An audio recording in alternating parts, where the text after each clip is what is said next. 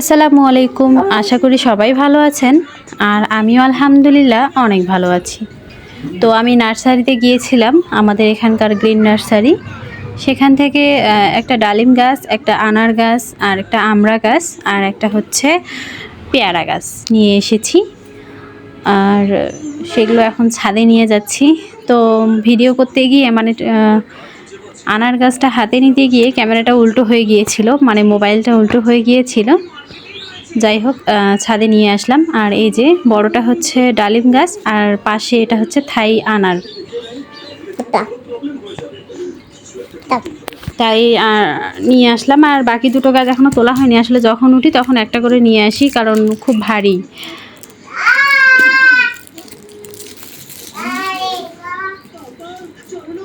আর এইদিকে দেখুন আমার বাগানের ভিউ, কত বড় বড় পর্তুলিকা ফুটেছে, এত সুন্দর লাগতেছে। আমি জানি না মোবাইলে কেমন লাগতেছে, আমি তো দেখতেছি মোবাইলে, যাই হোক, কিন্তু সরাসরি ছাদে উঠে এর ভিউটা এত সুন্দর লাগতেছে। মানে একটু এক ফোঁটা দু ফোঁটা করে বৃষ্টিও পড়তেছে, আর সাথে মানে গাছের পাতাগুলো এত সুন্দর সবুজ হয়ে আছে যে খুবই ভালো লাগতেছে। আসলে মনে হচ্ছে যেন এই সময়ে একটু চেয়ারে বসে এখানে থাকি, কিন্তু আসলে সম্ভব না। এই সময়টাতে আমাকে রান্নাবান্না করতে হয়।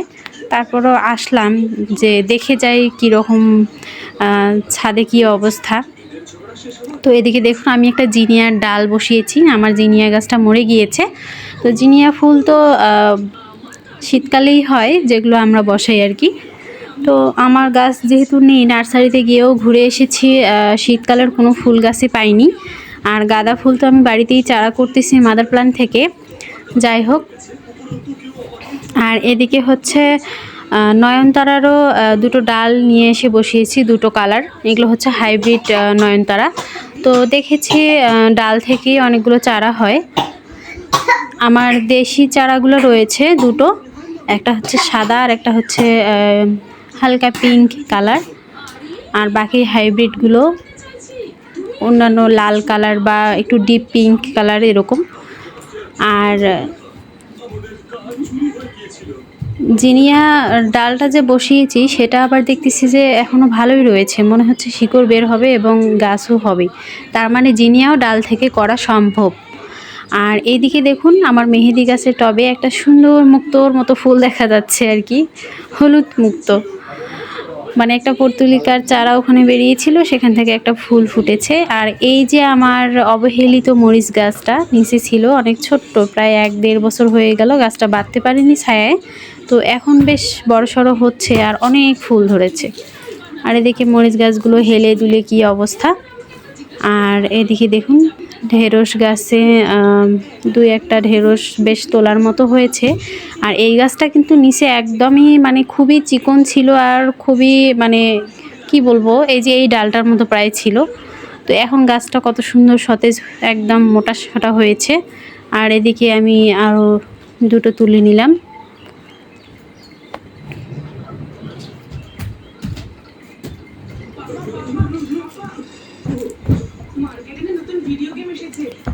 আর টোটালি 4টা ঢেঁড়স তুলতে পেরেছি। আর আমার ঘরে যেহেতু কেনা ঢেঁড়স রয়েছে, তো সেগুলোতে আর কি দিয়ে হয়ে যাবে। তবে বাজারের কেনা ঢেঁড়সের থেকে আমার এই ছাদের থেকে ঢেঁড়স তুললে সেই ঢেঁড়সগুলো দেখতেও যেমন সুন্দর, খেতেও তেমন স্বাদ বেশি। তবে আমার আসলে চারা কম থাকার কারণে সেভাবে কম হয়েছে, আসলে নতুন বাগানই তো তাই। তবে পরের বছর থেকে ইনশাআল্লাহ ভালোভাবে করার চেষ্টা করব, যেন বাগান থেকেই নিয়ে খেতে পারি, সব সময় কিনতে না হয়। আর এদিকে আমার অ্যালোভেরা গাছগুলো আগে নিচে রয়েছিল, তো সেগুলোকে আমি ছাদের একটি কোণায় রেখেছি, যেহেতু বেশি রোদ লাগে না এই গাছগুলোতে আর বেশি পানিও লাগে না। আর এদিকে বাকি গাছগুলো একটু আপনাদের দেখিয়ে দিচ্ছি। এদিকে দেখুন মালটা গাছ, লেবু গাছ, সাথে এই যে কর্নারে একটা লেবু গাছ, এটাকেও আমি রিপোর্ট করব একটা ফলের ক্যারেটে। আর এদিকে দেখুন ফলের ক্যারেট, মানে ভালো ক্যারেটগুলো এখন পাওয়া যাচ্ছে না, অনেক দাম। তো আমি ভাঙা ভাঙা ক্যারেটগুলোই আপাতত নিয়েছি কয়েকটা। আর এদিকে ড্রাগন গাছগুলো দেখুন, ড্রাগন গাছে অনেকগুলো নতুন পাতা বের হচ্ছে। আমি এগুলোকে রিপোর্ট করেছি নতুন করে। আগে ছোট্ট একটা ব্যাগের মধ্যে ছিল, তো অনেকগুলো ডালপালা ছিল, সেগুলোকে কেটে সেটে দিয়েছি। আর এদিকে এখন নতুন মানে বস্তার গ্রো ব্যাগগুলোতে দেওয়ার কারণে সুন্দরভাবে নতুন পাতা বের হচ্ছে। তো ভাবতেছি আসলে এদিকে জাঙ্গি দিব, মানে মাচা দিব, আমাদের আঞ্চলিক ভাষায় আসলে জাঙ্গি বলে, যাই হোক। আর এখানে মাচা দিব নাকি এদিক দিয়ে ওয়াল দিয়ে নিচে হেলে দিব সেটাই বুঝতে পারতেছি না। আর এদিকে আমার ডাল থেকে চারাগুলো এখানে দেখুন, গাঁদা ফুলের চারা, ডায়ান্থাসের চারা। আর এই যে এদিকে একটা পরিত্যক্ত বলা যায় না অবশ্য, মানে এটা হচ্ছে একটা গোডাউন। তো গোডাউনটাতে কেউ থাকে না, যখন প্রয়োজন পড়ে তখন ব্যবহার করে, আর যখন নাই তো নাই। তো এদিকে আগে ফাঁকা ছিল, তো সেখানে অনেকেই চাষবাস করতো। তো সেই জায়গাটাতে হয়তোবা আগে কাকরোলের গাছ লাগানো ছিল, তো এখন সেই কাকরোলের কন্দ থেকে একটা বড় গাছ হয়েছে, আর সুন্দরভাবে গাছটা কত সুন্দর হয়েছে, কাকরোলও দেখা যায় মাঝে মাঝে। তো আমার গাঁদা ফুলের চারাগুলো অনেক লম্বা লম্বা হয়ে যাচ্ছে, তাই আমি এই যে ডগাগুলো করে ছিঁড়ে ছিঁড়ে আর একটা টবে দিয়ে দিচ্ছি যেন আরও চারা হয়। যেহেতু শীতকালে এগুলো গাছে অনেক সুন্দর ফুল ফুটে, তো আমি আরও ছোট ছোট পটে এগুলোকে লাগিয়ে দিব। আর নার্সারিতে গিয়েছিলাম যে পলিথিনের যে গ্রো ব্যাগগুলো কম দামি কালো ব্যাগগুলো, সেগুলো খুঁজতে, তো ওগুলো পাইনি। পেয়েছিলাম তো অনেক ছোট, মানে সেগুলোতে শুধু বীজ দেওয়া যাবে, আর চারা লাগানোর মতো কোনো ব্যাগ পাইনি, তাই আর নিয়ে আসিনি। তবে দেখি সামনে আর একবার যাব, তখন নিয়ে এসে এই গাছগুলোকে রিপোর্ট করে দিব। আর ডায়ান্থাসের চারাগুলো কেন জানি মরে যাচ্ছে, আসলে সেগুলোকে বৃষ্টিতে দেওয়া ভুল হয়েছে নাকি বৃষ্টি ছাড়া একদম শেডের নিচে দিতে হবে। তো আমি শেডের নিচেও রেখেছিলাম, তখনও চারাগুলো মরে যাচ্ছিলো। আসলে ডায়ান্থাসের চারা কেমনে করব সেটাই বুঝতে পারতেছি না। এদিকে চাইনিজ গাঁদার চারাও করেছি। এই যে এখানেও চাইনিজ গাঁদার ডাল বসিয়েছিলাম, তো সেখান থেকে বেশ গাছটা বড় হয়েছে এবং ফুলও দিচ্ছে। সেখান থেকে আরও 2-3টে ডাল এখানে দিলাম।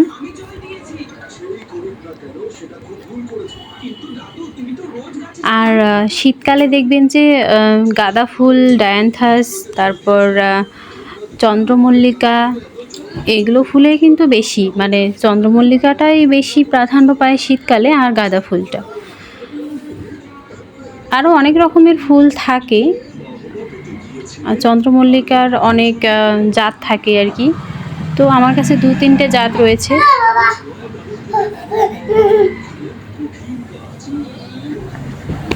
একটা স্নোবল রয়েছে, তো সেটার আসলে গতবার ফুল ফোটেনি, তো সেখান থেকে আমি চারাও করেছি। এখন দেখা যাক কি হয়। আর এদিকে আর একটা চাইনিজ গাঁদা ফুলের মানে 2টো ডাল বসিয়েছিলাম ঢেঁড়স গাছের গোড়ায়, তো সেগুলো থেকেও অনেক বড় বড় গাছ হয়েছে। তো ভাবতেছি আসলে কোথায় আবার চারা বসানো যায়, সেরকম কোনো টব খুঁজে পাচ্ছি না।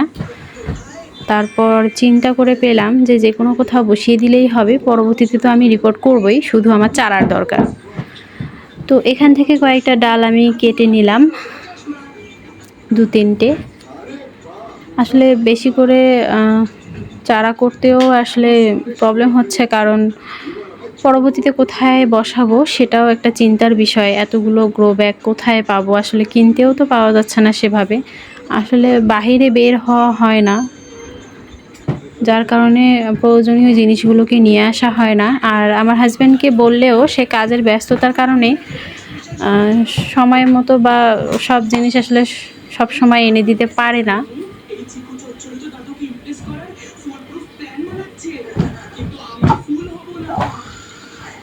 আর ভিডিও সব সময় দিতে পারি না, কারণ আমার একটা দুষ্টু মেয়ে রয়েছে, সেটা তো আপনারা জানেন। আর আমি বেশিরভাগ সময় ভয়েস দিতে গেলেই সে চিল্লাচিল্লি করে, এবং সেও তার আওয়াজ মানে ভিডিওর মধ্যে দিতে চায়।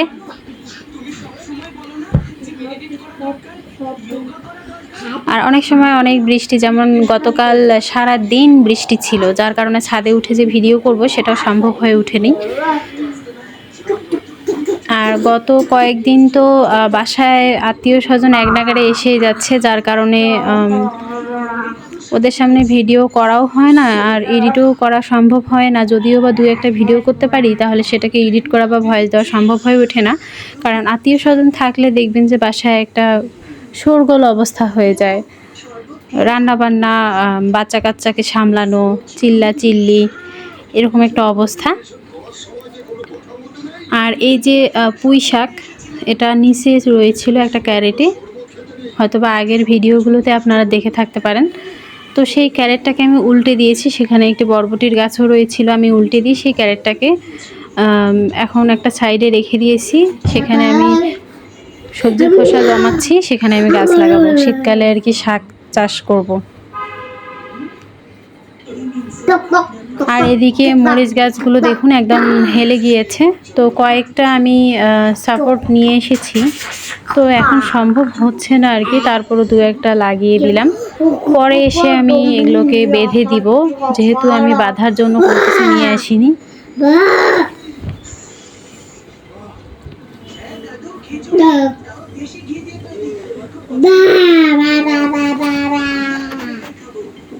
আর এটা হচ্ছে শিউলি গাছ।